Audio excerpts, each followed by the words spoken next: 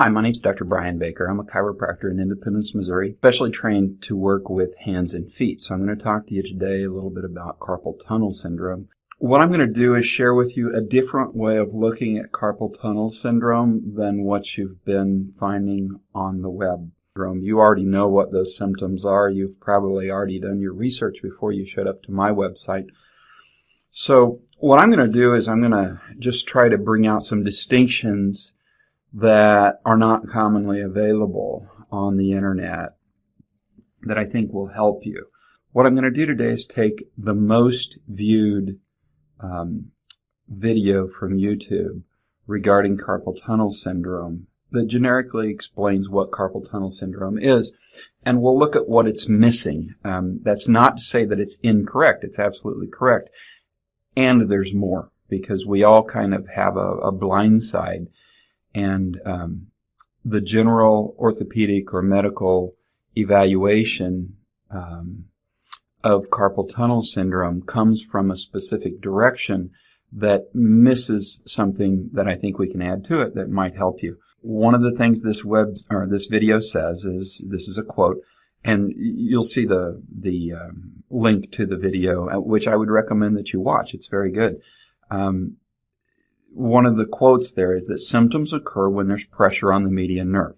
Absolutely correct. Then it says that it goes into the anatomy and it talks about tendons and nerves inside a narrow tunnel formed by bones and ligament. Absolutely correct. Then it says this tunnel, the carpal tunnel, has a fixed diameter. I'm not sure how they determine that. And I would disagree with that. The tunnel is formed on three sides. In other words, the two sides and the bottom is formed by bones, multiple bones that are attached by ligaments, and they're movable. That's why you can move your wrist around like this, is because those bones are movable. They're not a solid structure. Now, if I had a ligament on each of these fingers and I pulled them down like this and flattened that out, what would happen to the ligament? The ligament would be drawn down. Well, the median nerve runs under that ligament. So if I draw that down by changing the shape of the tunnel, then it's going to compress the median nerve. Okay, so the generic explanation or definition of carpal tunnel syndrome is compression of that median nerve. There are several things that can compress that median nerve. During pregnancy, many times, there's inflammation throughout the body, and so that space that's available to the median nerve, if you fill it up with liquid or inflammation, it's going to reduce the space available for the median nerve or compress the median nerve. After pregnancy, usually that inflammation goes away and the pain goes away. If, on the other hand, it's a shape of the tunnel, because of forces, work and so forth, working with different tools, falls on your wrist, those kinds of things can cause that, and frequently do cause that, to mechanically compromise the shape of the tunnel, which then puts pressure on the median nerve. Well, what is the medical treatment for that? Well, it's anti-inflammatories, pain medications, therapies, working on the muscles to relax the muscles, nothing wrong with that. Stretching the muscles, nothing wrong with that. And if that doesn't work, then what do? Well, they go in and slice that ligament to release the ligament, or the nerve, the pressure on the nerve. Well, that's one option, but it's looking at 1/4 of the tunnel, when the rest of the tunnel, the other 3/4 of the tunnel, is made by these individual bones here, which are movable.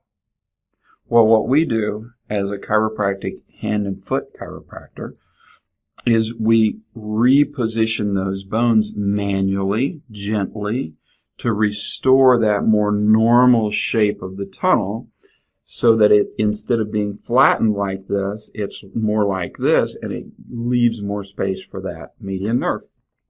Now, frequently that provides substantial relief and sometimes very long-term relief for the carpal tunnel, for carpal tunnel syndrome. So just a new way of looking at it. It may be, well, I guarantee you it's different from what you're finding anyplace else on the web. That's not to say that the others are wrong. It's just to say that they're missing a component. So their version is incomplete. And what I want to do is help you to complete the thinking process of what options you have available. If you'd like to consider the option of chiropractic adjustment of the carpal bones, which are the name of the bones in the wrist, to restore the position to get a mechanical advantage rather than a mechanical disadvantage, then contact me at 816-252-1587 if you're in the Kansas City, Missouri or Independence, Missouri area. If you're not, I would suggest that you go to a website called the chiropractichandandfootclinics.com. chiropractichandandfootclinics.com. There you'll find a directory of chiropractors that are specially trained in order to do exactly this work, to correct manually the position of those bones in your wrist, to take pressure off the median nerve, to keep you from needing to take medications, and to reduce the probability that you would need carpal tunnel surgery.